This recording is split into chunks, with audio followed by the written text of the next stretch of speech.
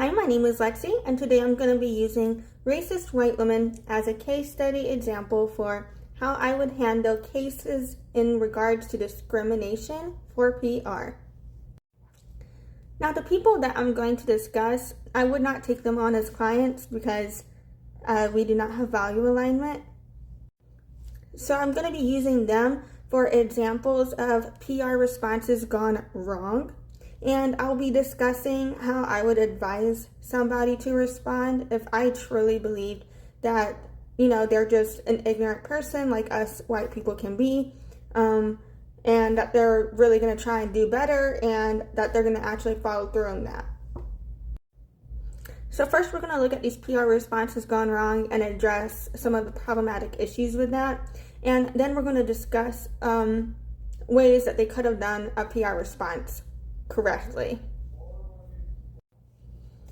So this person recently changed their handle from rellybean to rocknrellisback.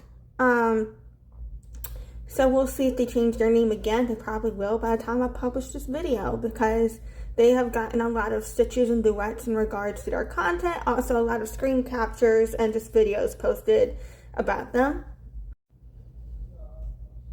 I do feel like many people, enough people have tried to truly educate this person that it did build up into just a colossal, essential fuck you from the community because of the level of hate essentially she has towards black people, if I can say that. I think I can. I'm just going to say this. All of us white people have levels of anti-blackness we have to work through. We're always going to be ignorant. Hopefully we continue to learn to do better, but there's always going to be a level of, I don't think black people are ever safe around a white person because we're always going to be ignorant, on something.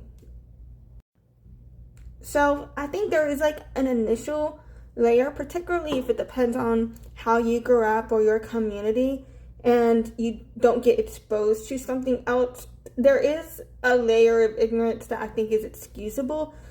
But what's not excusable about this person, why there is no excuse for me, is so many people have tried to educate this person, and their response to each let's call them, I don't want to call it a critique because it's not even critiquing her. It's just literally calling, pointing out harmful discrimination. And it's, I feel like that's not even critiquing you, more of asking you not to be a fucking dick.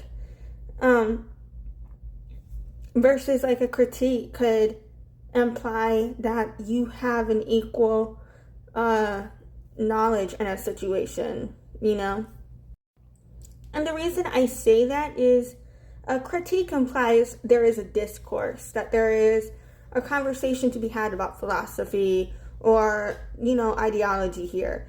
And we may be having a conversation about this person, but there is no conversation to be had with this person because they have not been receptive to it at all. Instead, they use the valid points about things that they are doing that are harmful as ideas for content generation.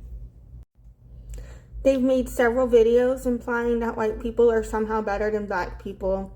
And they've also made several videos implying that any person, particularly any black person, who points out her racism to her is now being racist and violent against her, which reverse racism does not exist. There's just a lot wrong there.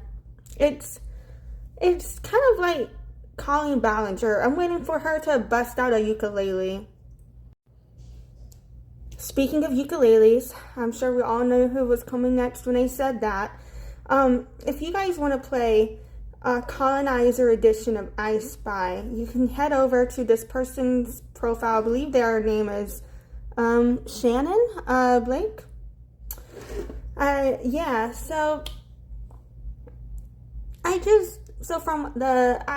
don't know their heritage. Some people have said that they may have some Native American indigenous heritage. Some people have said that that is a lie. I don't want to, because I understand that there are white presenting people, and I have made a mistake myself of thinking someone was white, but they were not. So, I don't want to put that aspect on it, but at the end of the day, either way, they're definitely appropriating Black culture. They've definitely been appropriating Romani culture. They've definitely been appropriating Hawaiian culture. And there's just so many issues, like even if you are of one culture, and if they're not of one culture, that's super problematic to be claiming you are if you're not. The amount of disrespect that they have and the excuses that they're using to kind of perpetuate the cultural appropriation and the gaslighting has been extremely problematic. Yeah. I also have an issue with the fact that they do have their daughter in their videos, and I covered up their daughter's face in here because I think there's an issue to be had there against child exploitation for profit. Like on your business page where you have so much engagement and so many followers, and you're trying to monetize your content, and you're using your daughters in videos where you're trying to sell your music, that comes down to child exploitation of labor as well. I think there's another conversation to be had about that. But what's worse is their response to the community is the opposite, but still just as harmful as the last example we saw. So the last example we saw, their response, rellybean, Arielle, whatever their name is, their response was to come back with equal hatred and parody almost of them. Versus Shanin's response to critiques is to double down on toxic positivity, with like kind of making videos, just kind of like basically like, oh, well, you're just haters kind of things. I'm like just so happy. The best way, she made one video and it said like I'm not going to block my haters. I'm going to make them watch me succeed or something like that. And I thought that was very telling because her haters are people of different cultures asking her not to culturally appropriate.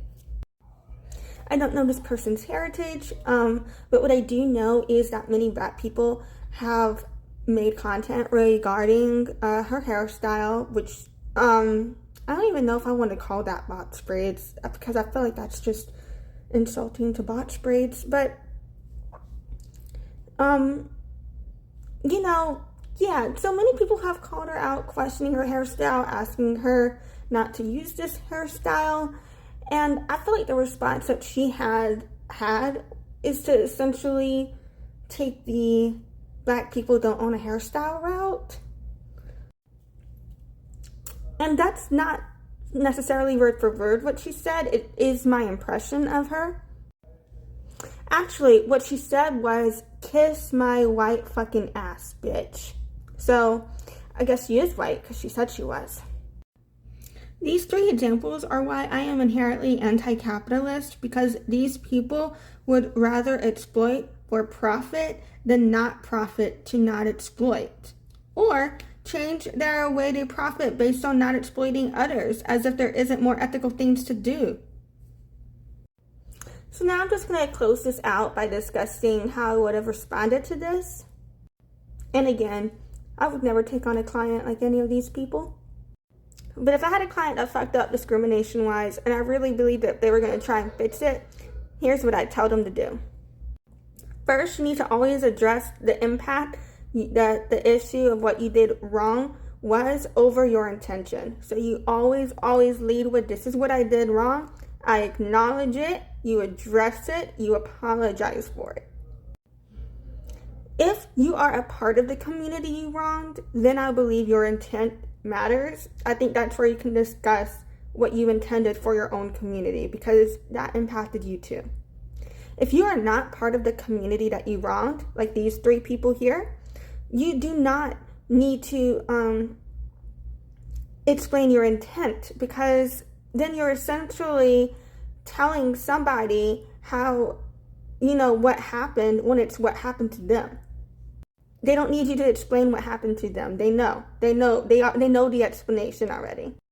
So with that being said, all you do is state exactly what you're going to do better and to rectify the situation. All of this means nothing if you do not follow through. Actions speak louder than words. It doesn't matter what you say if you don't follow through.